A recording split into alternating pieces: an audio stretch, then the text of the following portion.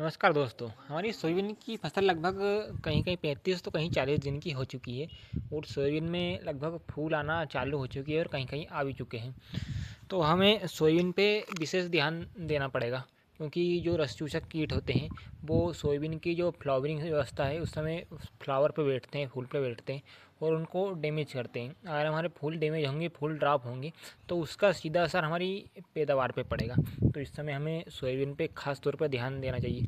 ये सोयाबीन में लगभग हमारा दूसरा स्प्रे होने वाला है, तो इसमें हम कौन कौन सी दवाई डालें, कौन सा कीटनाशक डालें, कौन सा फंगीसाइड डालें, ताकि हमको बढ़िया रिजल्ट मिल सके और लंबे समय तक इल्लियों से छुटकारा मिल सके। तो इस वीडियो में हम उसी बारे में बात करें, तो आप वीडियो को पूरा देखिएगा आखिरी तक। और अगर आपने चैनल को सब्सक्राइब नहीं किया है तो चैनल सब्सक्राइब जरूर कर लीजिएगा।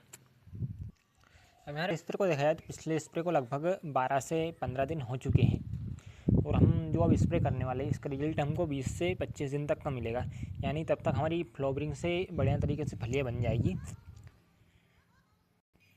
क्योंकि मैंने पिछले स्प्रे में सेजेंटा की जो अलीका आती है उसका स्प्रे किया है, तो आप इस स्प्रे में जो हमारी बायर की सोलोमन आती है उसको ले सकते हैं। इसमें क्योंकि दो टेक्निकल होते हैं। पहला तो ये उड़ने वाले हमारे कीट होते हैं, रस चूसक कीट होते हैं, उनको कंट्रोल करती है और साथ में ये इल्ली को भी बड़ी आसानी से 100% कंट्रोल करती है। इसकी जो मात्रा लेने वाली है वो 80 से 100 ml जो कंपनी क्लेम करती है, 80 से 100 ml प्रति एकड़ 150 से 200 लीटर पानी में मिला के छिड़काव करना है। और आपको इसकी नहीं लेना है, आपको और थोड़ा सा और लंबा रिजल्ट चाहिए इससे कि हमको 25 दिन तक देखना ही नहीं पड़े, इल्ली लगेगी नहीं, तो आप इसके साथ इमामेक्टिन बेंजोएट लग सकते हैं, क्योंकि इमामेक्टिन बेंजोएट भी इल्लियों को आसानी से कंट्रोल करती है और लंबा रिजल्ट मिलता है उसका, तो आप वो ले सकते हैं। और अगर आपको ऐसा लग रहा है कि हमारे खेत में इल्लियों के साथ साथ जो रिंग कटर है उसका भी प्रकोप लग रहा है, तो आप इसके लिए आप जो दवाई आती है सिजेंटा की एम्प्लीगो, उसका भी काफ़ी बढ़िया रिजल्ट है रिंग कटर के ऊपर, और इल्लियों को दोनों साथ में कंट्रोल करती है, तो आप वो ले सकते हैं। क्योंकि इसके अंदर ही हमको दो टेक्निकर मिलते हैं। एक तो जो लेमड़ा साइलोथीन है जो रिंग कटर को बड़ी आसानी से कंट्रोल करता है, और साथ में ये हमको क्रोजन के साथ जो टेक्निकल आता है वो क्लोरंटा नीलीप्रो 10% में वो मिलता है। और इसमें क्या होता है कि जो हमारे रस चूसक कीट है और जो चबाने वाले कीट है उनको भी आसानी से कंट्रोल करता है, रिंग कटर को भी कंट्रोल करता है, और जो हमारी खेत में इल्ली लग रही है उसको भी बड़े आसानी से कंट्रोल करता है। और जो इसकी मात्रा होने वाली है वो भी 80 से 100 ml प्रति एकड़ 150 लीटर पानी में मिला के आपको छिड़काव करना है। और अगर आपको इसके साथ एक और कॉम्बिनेशन कोई सा मिक्स करना है तो आप इसके लिए प्रोफेनाफास या फिर साइफरमेथ्रिन भी ले सकते हैं। वैसे इसमें जो टेक्निकल आते हैं क्लोरेंटा नीलिप्लो और वो दोनों टेक्निकल, तो उसमें आपको किसी भी चीज़ की ज़रूरत लगेगी नहीं, क्योंकि ये बड़ी आसानी से रिंग कटर और इल्ली को कंट्रोल कर देती है। और अगर हमें फंगीसाइड लेना है तो कौन सी फंगीसाइड लें?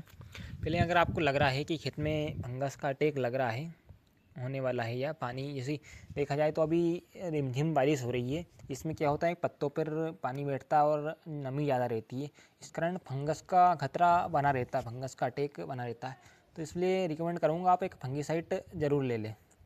तो इसके लिए आपको 2-3 फंगीसाइड बताऊँगा मैं, उसमें से आप एक मुझसे चूज़ करके ले सकते हैं। और फंगीसाइड का इस्तेमाल करते समय एक बात का विशेष ध्यान रखनी चाहिए, हमको पाउडर फॉर्म वाले फंगीसाइड को नहीं लेना चाहिए। उसमें क्या होता है कि हमें फूल गिरने की संभावना ज़्यादा होती है, फूल ड्रॉप ज़्यादा होते हैं, तो इसलिए आप लिक्विड वाला फंगीसाइड, तो इसमें आपको बताने वाला हूँ पहला फंगीसाइड जो हल्के में आता है थोड़ा सा, पहला जो हमारा है हेक्साकोनाजोल 5% में आता है, इसका भी आप स्प्रे कर सकते हैं। और अगर आप थोड़ा सा हेवी वाला फंगीसाइड लेना चाहते हैं तो जो हमारा सेजेंटा का आता है अमिस्टो टॉप के नाम से आता है, इसके अंदर ही दो टेक्निकल है। पहला है एजेक्स्टोबिन 18.2% में, और दूसरा है टेफोनोकोनजोल 11.4% में मिलता है। इसका भी आप स्प्रे कर सकते हैं, क्योंकि ये जो हमारे पत्तों से आने वाली फंगस या फिर नीचे जड़ से आनी फंगस, दोनों को 100% कंट्रोल करता है। और जो हमारा तीसरा टेक्निकल होने वाला है वो है अदामा कंपनी का आता है कैस्ट्यूडियो। इसके अंदर भी दो टेक्निकल होते हैं, एक तो एजेक्स्ट्रोबिन प्लस टेबिकोनजोल 18.3% में आता है, ये भी फंगस को बड़ी आसानी से 100% कंट्रोल करता है। ये रहा हमारे 3 जो फंगीसाइड हैं, इनमें से आप कोई सा भी एक फंगीसाइड ले सकते हैं, क्योंकि ये तीनों ही काफ़ी बढ़िया हैं और ये आसानी से फंगस को 100% कंट्रोल कर देंगे।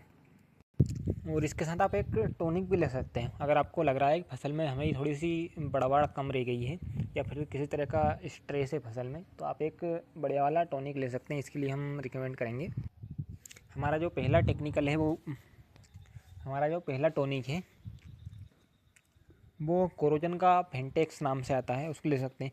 इसमें क्या है कि आप अगर आपके खेत में लगभग फूल बन चुके हैं और कौन कौन से करी बनने चालू हो चुके हैं, तो आप इसका यूज़ कर सकते हैं।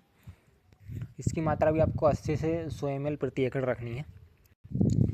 और अगर हमारा दूसरा टेक्निकल टॉनिक होने वाला है, अगर आप खेत में फूल आना लगभग अभी चालू ही हुए हैं, 10 से 20% फूल आए हैं, तो गोदरेज का जो डबल के नाम से आता है उसको ले सकते हैं। उसकी मात्रा भी 80 से 100 ml, और ये भी बहुत बढ़िया टॉनिक है। ये हमारी फूल को भी बढ़ाएगा और पेड़ को भी ग्रो करेगा। और तीसरा टॉनिक हमारा जो है, जो सेप्टान 10 के नाम से आता है, इसका रिजल्ट बड़े शानदार रहने वाला है। तो आप इसमें दोनों तीनों में से कोई सा एक टेक्निकल टॉनिक ले सकते हैं। तो ये रहा हमारा आज का कॉम्बिनेशन। अगर आपको लग रहा है कि हमारी सोयाबीन की बढ़बाड़ सही है, हमें टॉनिक की ज़रूरत नहीं है, तो आप टॉनिक रहने दीजिए। कीटनाशक और फंगीसाइड को मिलाकर स्प्रे कर सकते हैं। और इन सभी के साथ में एक आप बढ़िया वाला सिलिकॉन बेस्ड चिपकू ले लीजिए और उसके साथ 150 से 180 लीटर पानी में प्रति एकड़ के हिसाब से फसल में छिड़काव कर दीजिए। हमारा आज का कॉम्बिनेशन।